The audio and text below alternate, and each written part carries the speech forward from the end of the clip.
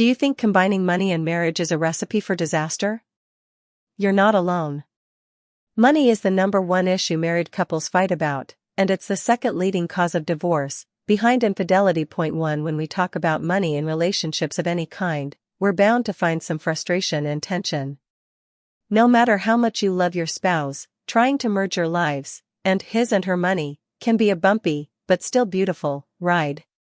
After all, you both are coming from different life experiences, and the way you perceived and internalized those experiences was probably very different.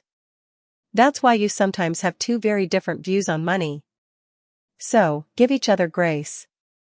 And use these 7 steps to build bridges, not burn them. 1. Keep a joint bank account. Some couples think the best way to avoid money arguments is to keep separate checking accounts.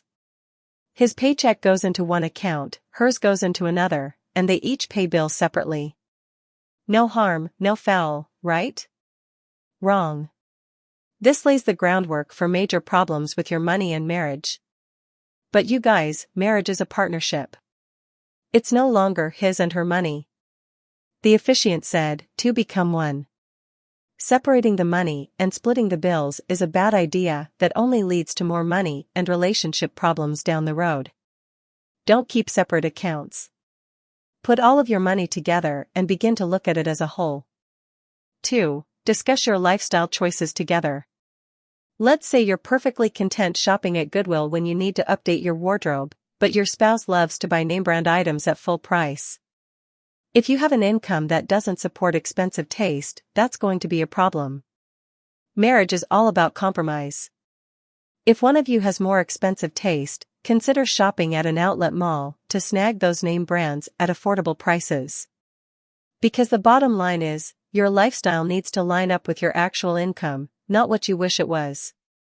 You might want to live like a perfectly curated Instagram post, but don't let yourself fall down that rabbit hole. Especially when there aren't enough zeros in your bank account. 3. Recognize your difference in personality. Everyone's money mindset is different, and opposites tend to attract. Chances are, one of you loves working with numbers, the nerd, and the other one would rather not be tied down by what the numbers show, the free spirit. One of you might be the saver, and the other is more inclined to spend. While personality differences cause some marital problems, it isn't the real root of your money and marriage issues. The source of the problem is whenever one of you neglects to hear the other's input, or when one of you bows out from handling the finances altogether. Listen up, financial nerds. Don't keep the money details all to yourself. And stop using your knowledge to boss around your free spirit spouse. If you're the more carefree spouse, don't just nod your head and say,